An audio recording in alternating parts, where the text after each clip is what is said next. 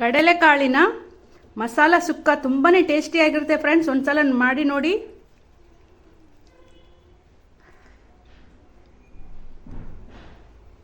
ಅರ್ಧ ಹೋಳು ತೆಂಗಿನಕಾಯಿ ಬ್ರೌನ್ ಕಲರ್ಗೆ ಹುರ್ಕೊಂಡು ಗ್ರೈಂಡ್ ಮಾಡ್ಕೋಬೇಕು.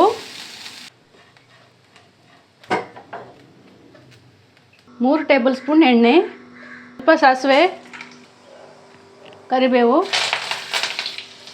2 ಮೀಡಿಯಮ್ ಸೈಜ್ ಇರೋ ಈರುಳ್ಳಿ ಸ್ಲೈಸಾಗಿ ಕಟ್ ಮಾಡ್ಕೊಂಡಿರೋದು, 3 ಹಸಿ ಮೆಣಸಿನಕಾಯಿ,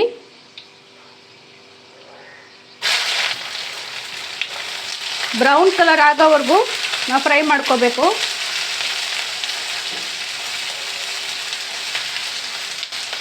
ಒನ್ ಟೇಬಲ್ ಸ್ಪೂನ್ ಶುಂಠಿ ಬೆಳ್ಳುಳ್ಳಿ ಪೇಸ್ಟ್,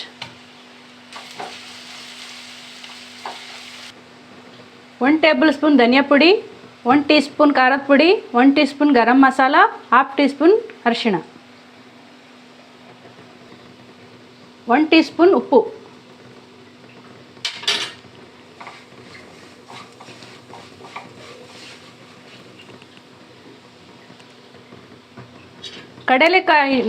ಕಡಲೆಕಾಳನ್ನು ರಾತ್ರಿ ಇಡೀ ನೆನೆ ಹಾಕಿ ಬೆಳಿಗ್ಗೆ ಸ್ವಲ್ಪ ಅರಿಶಿಣ ಹಾಕ್ಬಿಟ್ಟು ಬೇಯಿಸ್ಕೊಂಡಿದ್ದೀನಿ. ಈ ಥರ ಮೆತ್ತಗೆ ಬೇಯಿಸ್ಕೋಬೇಕು.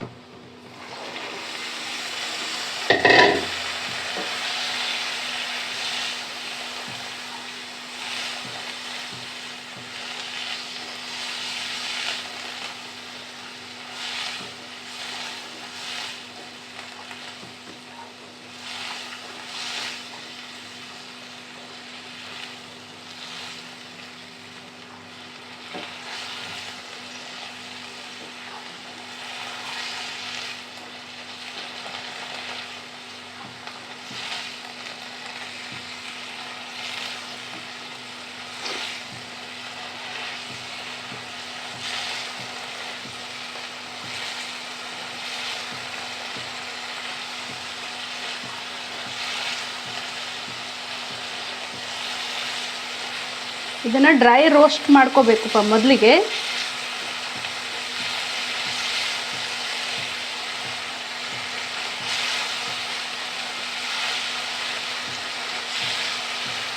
ಇದನ್ನು ಫುಲ್ ಡ್ರೈ ಮಾಡ್ಕೋಬೇಕು.